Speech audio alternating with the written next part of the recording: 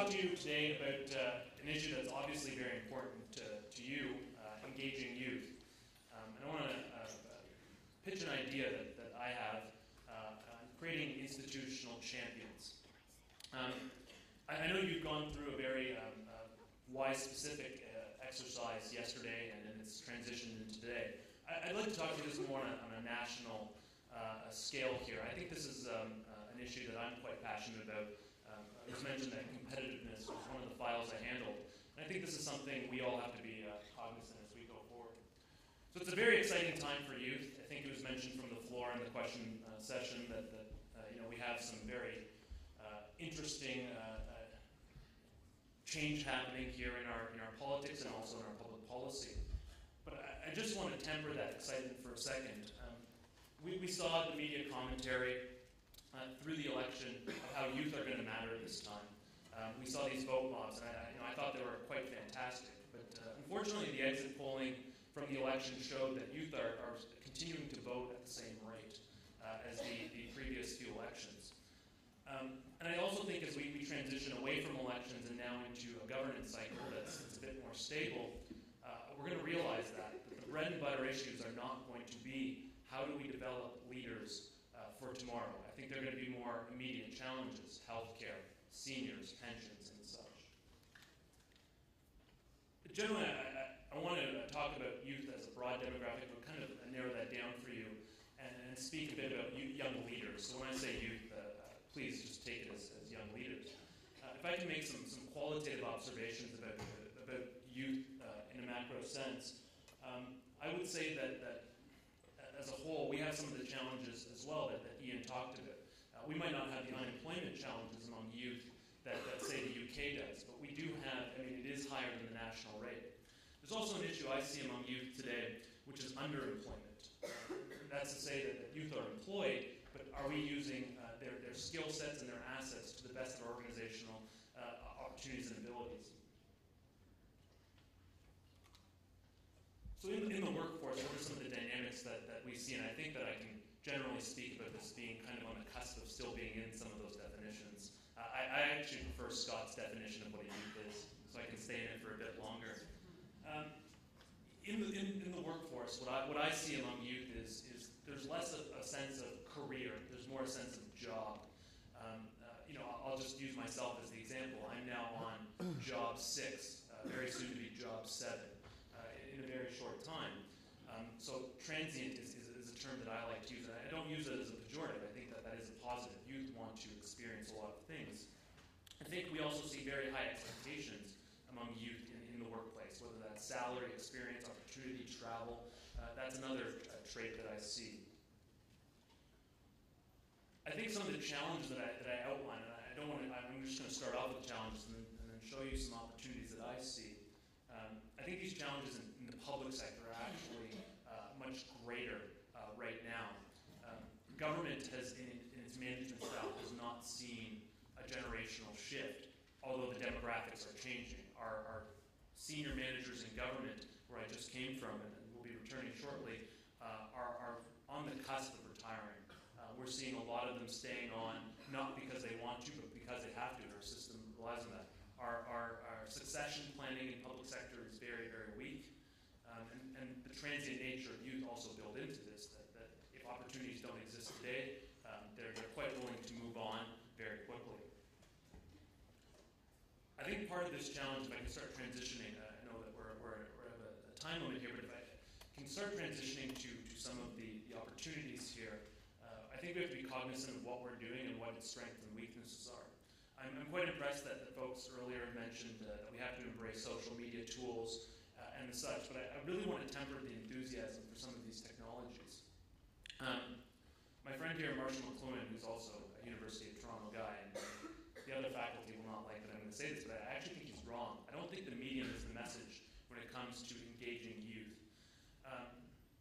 The last 2 large public organizations, Government of Canada and University of Toronto, have just gone through very, very large and expensive social media strategies, we'll call them, or campaigns, to engage their young staff, their clients, etc. And being at the center of both of these projects, something that I always said from the table was that, well, what are we trying to convey to these youth? is not an end in itself. The medium is not the message here. So when we're going through these processes to engage youth, I think we have to step back for a second and say, what is it that youth want? What is it going to do for them? What can we put on these technologies that will keep them engaged with whatever we're working on? So I think if I can transition here for a second into what I think youth want, and this is just my opinion, I'm going to give you 4 things, simply. Meaningful engagement. For folks who actually work in the engagement business, there's 2 types of engagement. There's engagement to achieve a result that you already know, and then there's engagement where you actually are consulting. I propose to you that government actually does the first quite well. They know what the achievement they want is, they know what budget they want to pass, and they look to find those stakeholders that will support that. Youth can see through this very easily. I'm very happy to see that there was a youth conference here today, but I was actually most happy to see that youth stuck around, that they're here for the elders portion, whatever you want to call it. And I think that's meaningful engagement. The fact that the general session provided an opportunity for input. But this is a 2-pronged issue here. I think this is also, I pose to the youth in the audience, that you also have to take yourself seriously enough to chime into this process as it goes along. The second thing I think youth are looking for is variety. I think we're moving, especially in the workforce among leaders, we're moving away from specialists into generalist territory. That's not to say you're going to still have your accountants, and they're going to be fantastic for your organization, but I think what we're seeing is more general management type of youth, and that's the interest there. So they're looking for a variety of opportunity, and they'll go to where they get that variety. That could be in your organization, and that's whether it's the Y or for your board members, the businesses you work in, or for the public organizations you serve. Another item I think they're looking for is values. This is probably the only audience in this country where this isn't contentious. To go to a government audience and say you need to instill values into your workplace is very, very contentious. It's as though saying we actually do have to have some common bond. And I think I'm glad I can say this here because this is something that's embodied this organization through its history. But it's not something shared across the board. And I think it's something in this transient nature, in this movement of youth that want to get variety, that keeps youth looking at certain types of organizations or moving within those organizations. There are organizations that embody the values they have.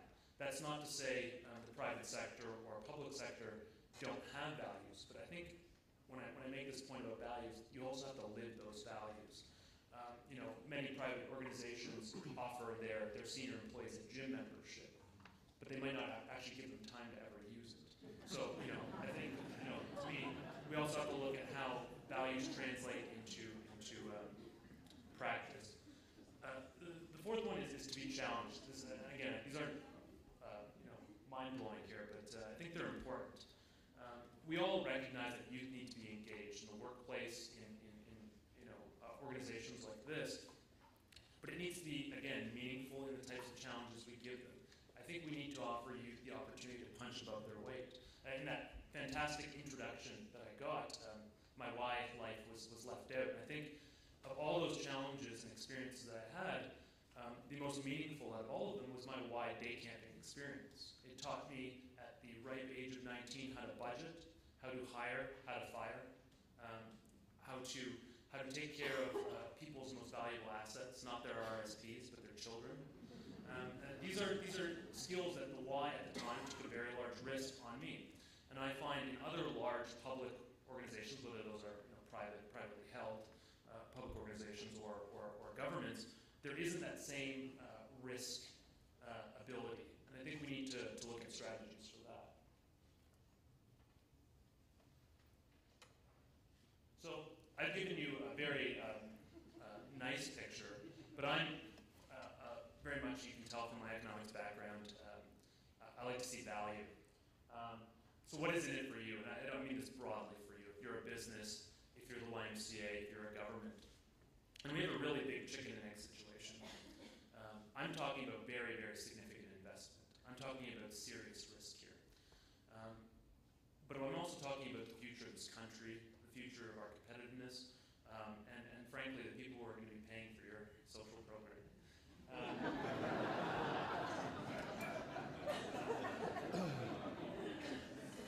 Even if you provide youth these 4 opportunities, I think what we really need is to change our mentality towards what we're actually trying to get from our youth.